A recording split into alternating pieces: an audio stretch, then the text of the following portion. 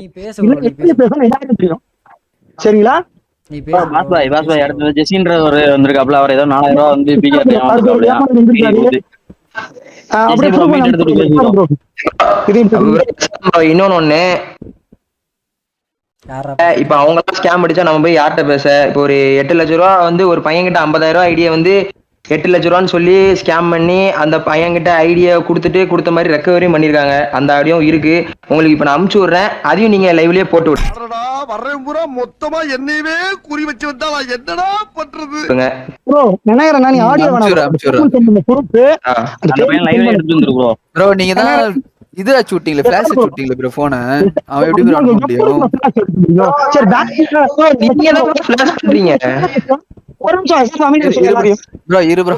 சரி சொல்லுங்க ப்ரோ. நீங்க பேங்க்ல டிரான்சாக்ஷன் டீடைல்ஸ் ஒன்று இருக்கும்ல பேங்க்ல, அரியலூர் அந்த அமௌண்ட் அக்கௌண்ட் வந்து ப்ரூஃப் இப்ப கொடுங்க. இப்ப அந்த 8 லட்ச ரூபா கொடுங்க. ஆமா இப்ப ஆமா நான் காசை கொடுத்துறேன். ஆமா. ஆனா இல்லன்னா இப்ப நான் காசை கொடுத்துறேன் ப்ரோ. வேற bro bro bro bro bro bro bro இரு ப்ரோ பாஸ் ப்ரோ. இது நியாயமான பேச்சு.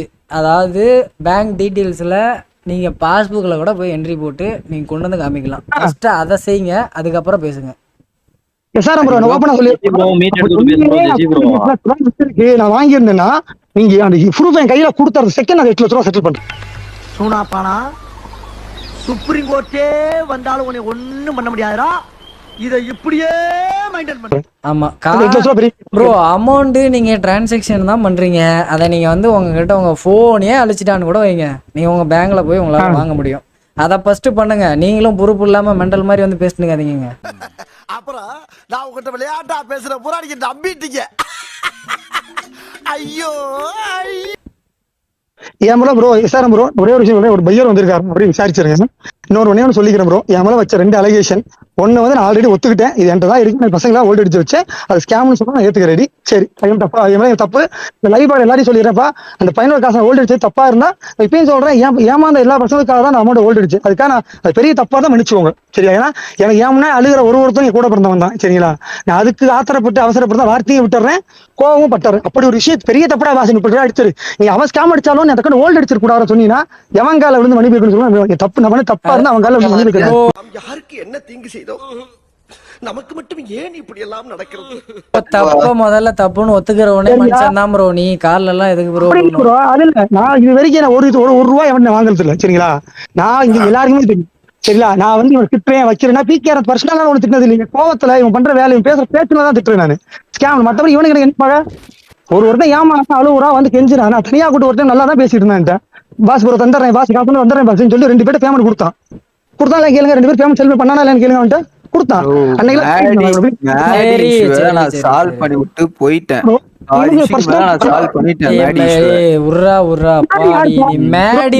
பேசாத மேடிங்கிறவனும் குரூப்ல அது உன் பொறுப்பு தான். மேடி மேடின்னு மேடி பேரை எடுக்க அதுவும்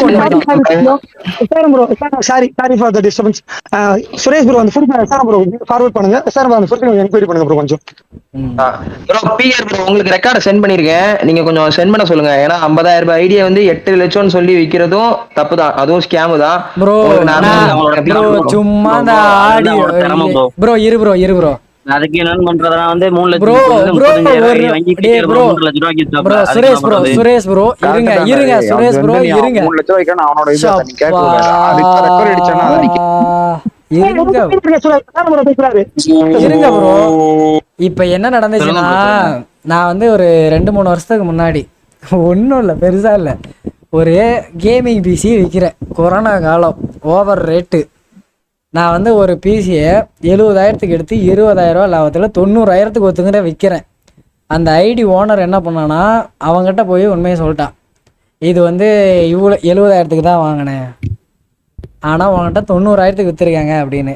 அவன் வாங்கும் போது 70,000 சீப்பட் ப்ரைஸு, நான் விற்கும் போது அதோட மார்க்கெட் வந்து ஓவரு, அதனால் நான் அதிகமாக வச்சு விற்க முடிஞ்சிச்சு.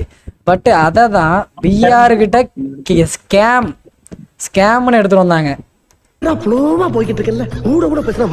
புரியுதா? லாபம் வச்சு விற்கிறது தொழில் ரீதியாக அது வந்து அவங்களோட டேலண்ட்டை சேருமே தவிர அது வந்து ஸ்கேம்ல சேராது. அது ஸ்கேம்ல சேராது, ஸ்கேம்ல சேராது. அதை புரிஞ்சுக்கோங்க. ஒன்னு சொல்லிக்கலாமா சரம் ப்ரோ? சொல்லு ப்ரோ. இந்த இடத்துல பாத்தீங்கன்னா அது அவன் தரணும். அவன் விரும்பி அந்த ஐடி வாங்கிட்டு போனானா அது அவனோட விருப்பம். இன்னொன்னு இதனால வந்து நான் ஒத்துக்கிட்டேன், சத்தியமா சொல்றேன். என் மேல எந்த இஷ்யூ யாரா இருந்தாலும் என்னைய கான்டாக்ட் பண்ணுங்க, இல்ல எத்தரம் ப்ரோ கான்டாக்ட் பண்ணுங்க. பேங்க்ல டிரான்ஸ்ஃபர் பண்ண டிரான்சாக்ஷன் ஐடி இல்ல டிரான்சாக்ஷன் ப்ரூஃப் மட்டும் எடுத்து அனுப்பி கொண்டு வாங்க. உண்மையாவே அப்பயே ஸ்பாட்லயே நான் அமௌண்ட் கொடுத்துறேன். சரிங்களா? யாராவனா இருக்கட்டும், என் மேல இஷ்யூ தான் கொண்டு வாங்க, நோ இஷ்யூ. அதுவும் உண்மையா இருக்கும். ஏன் ப்ரோ இப்ப நான் கேக்குறது என்னன்னா, இவரும் ஒத்துக்கிட்டாரு, பாஸ் ப்ரோ என் மேல இஷ்யூ இருந்தா கொண்டு வாங்கன்னு விட்டாங்க. ஐயோ மறுபடியும் கரண்ட் 7:30 ப்ரோ. இதுக்கு மேல நான் பேச வரும்ல. சண்டைக்கு வாடா, நீ வேணா சண்டைக்கு வா, வாடா வந்து வாடுறா, வந்து வந்து வாடுறா, வா நீ வேணா சண்டைக்கு வா.